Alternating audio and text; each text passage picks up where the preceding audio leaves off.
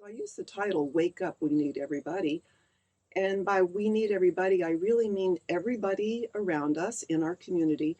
And I also mean everybody that is on these lists of things that are endangered and threatened. We need them as if they were part of the everybody. We each need each other. We're all rooted here. The things that I chose to draw for this show, as I said, were taken from lists that I got from the Heritage Society through the Department of Natural Resources.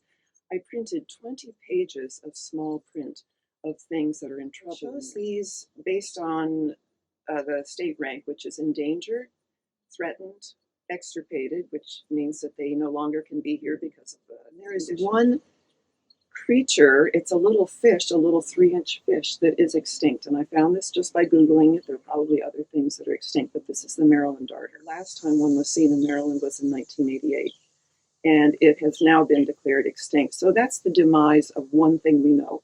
Other things are in trouble. And I feel like it's if we can develop an awareness, and I hope that my art inspires people to develop a little bit more awareness so that we can look in our own yards and think about what we can do there. We can plant native plants. We can put out water for birds and a little less water for the bugs. We can put berry-producing shrubs. We can turn big lawns into gardens. There are so many things we can do.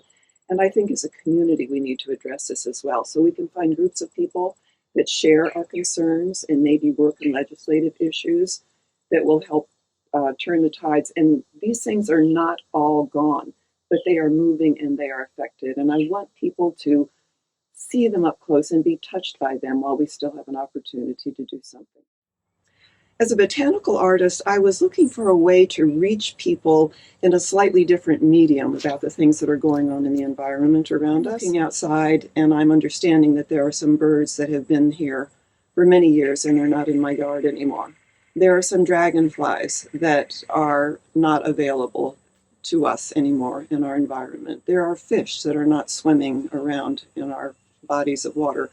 And that's what inspired me to use my drawing as a way of reaching people, another way of reaching people about the environmental crisis that we're in right now. My art is created with colored pencils and graphite pencils, and I work on a couple different kinds of surfaces, one of which is a thicker paper, and the other is drafting film. It's called Mylar. I'm attracted to these particular materials because I can sharpen my pencils really sharply and use tiny little erasers.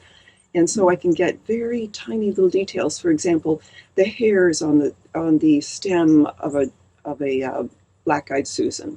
I can get the little dots that form that mathematical formula in the middle of a daisy. I can show the scales that appear on the wings of the butterfly. So it's an art form that appeals to. Right now I'm working on a series of native bees. I had someone ask me to draw a honeybee because he was a beekeeper.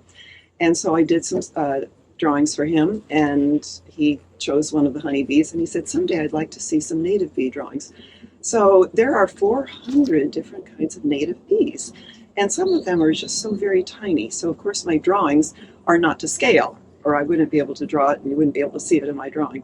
So I'm enlarging each of these bees, and I'm going to do a series of 4 to 6 native bees on one of their host or nectar plants so that people can really get a look at some of the bees that we aren't even aware of, that are living in the ground or living in logs and things like that, that you don't really see. They're pollinators, they're not necessarily the honeybees, which came from Europe. That's what I'm working on now.